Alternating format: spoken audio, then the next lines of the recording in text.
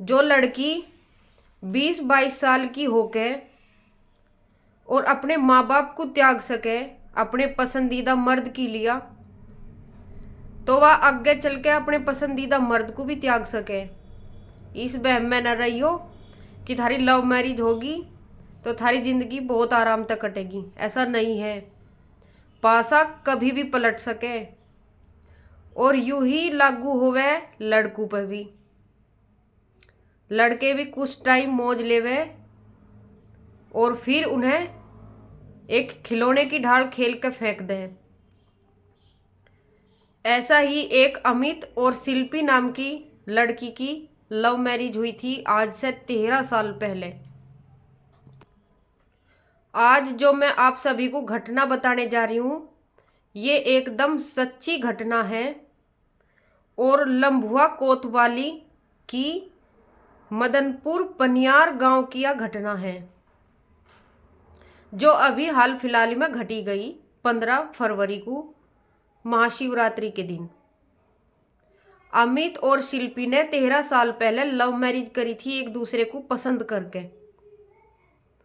13 साल में इनके 3 बच्चे हुए। अमित का एक छोटा भाई था, अभी उसकी शादी नहीं हुई थी, और एक अमित की माँ थी। ये सारे मुंबई शिफ्ट हो रहे थे। अमित वहीं ट्रक चलावा था मुंबई में। सब कुछ ठीक ठाक चल रहा था, बढ़िया परिवार चल रहा था। तो एक सुल्तानपुर का दीपक था जो इसकी साथ अमित के साथ ट्रक चलावा था। इन दोनों की आपस में दोस्ती होगी, अमित और दीपक की। तो दीपक का अमित के घर आना जाना हो गया। कुछ दिन बाद मिलाप बहुत ज्यादा हो गए और दीपक बहुत ज्यादा इनके घर में आने लगा। अब दीपक और अमित की तो दोस्ती थी, लेकिन दीपक और अमित की जो पत्नी थी शिल्पी, उन दोनों में नजदीकियां बढ़ने लगी और धीरे धीरे चलते चलते ये नजदीकियां प्यार में बदल गई। उन दोनों के अवैध संबंध बन गए।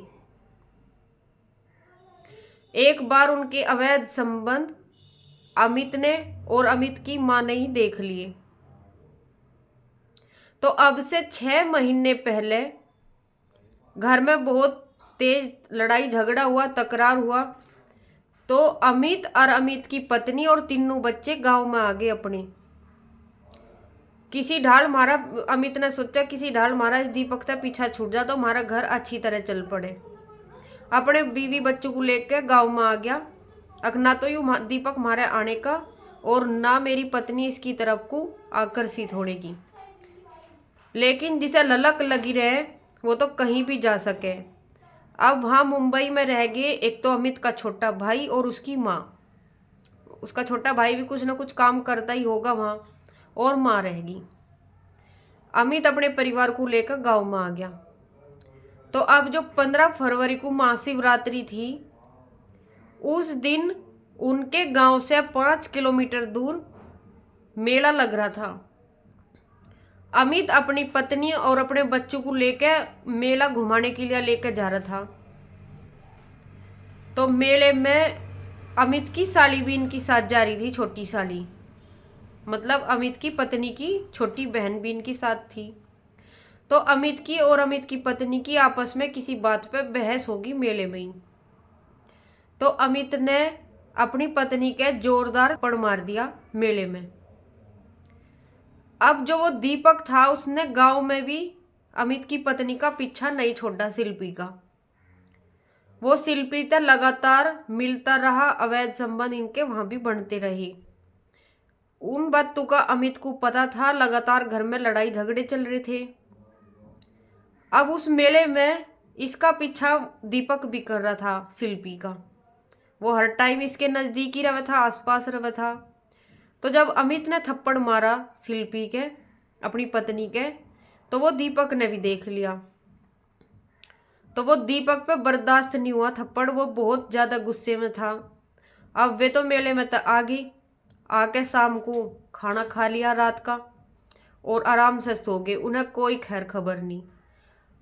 अमित की वाइफ यानी कि पत्नी शिल्पी और बच्चे और उसकी छोटी बहन एक कमरे में थे और अमित अलग कमरे में था।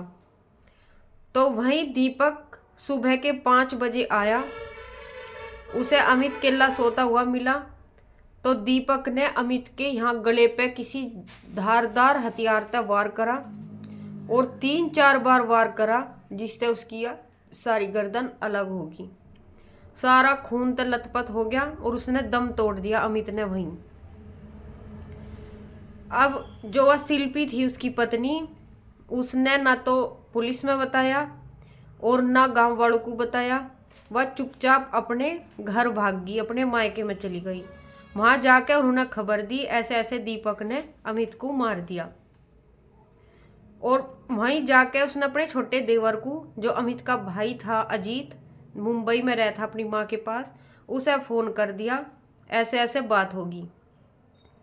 अजीत ने गांव वालों को फोन करके बताया कि कमरे में ऐसे ऐसे मेरे भाई की लाश पड़ी, ऐसे ऐसे वारदात को अंजाम दिया गया। और पुलिस में एफआईआर कर दी। पुलिस में एफआईआर करने के बाद पुलिस ने आके कमरा खोल के अमित को देखा, जो उसकी खून से सनी हुई लथपथ लाश पड़ी थी। उसे पोस्टमार्टम के लिए भेजा और शिल्पी को तुरंत गिरफ्तार कर लिया।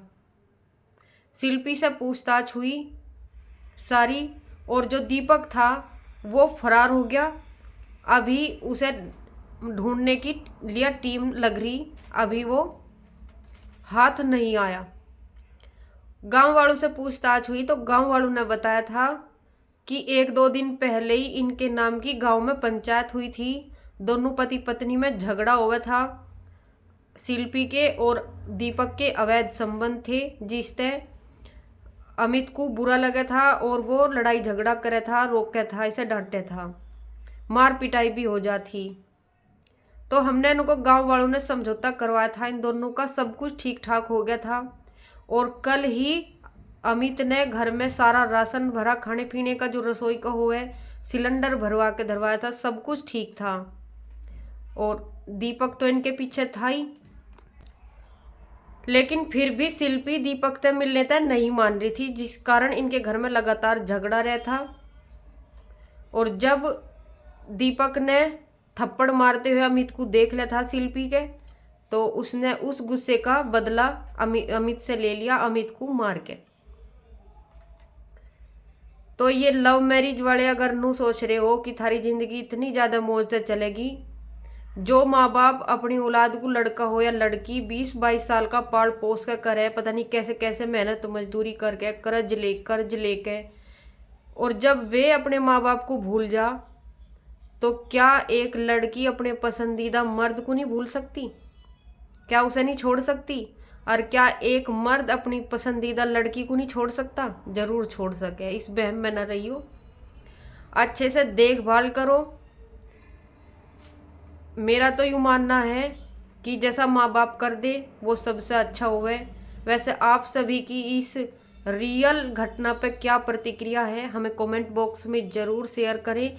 और अगर हमारी ऐसी ही रियल घटना आप सभी को अच्छी लगती है, आप सभी को कुछ सीख मिलती है, तो प्लीज़ हमारे चैनल को लाइक, शेयर एंड सब्सक्राइब करना बिल्कुल मत भूलना। मिलते हैं एक नेक्स्ट स्टोरी के साथ, तब तक के लिए आप सभी का दिल से धन्यवाद।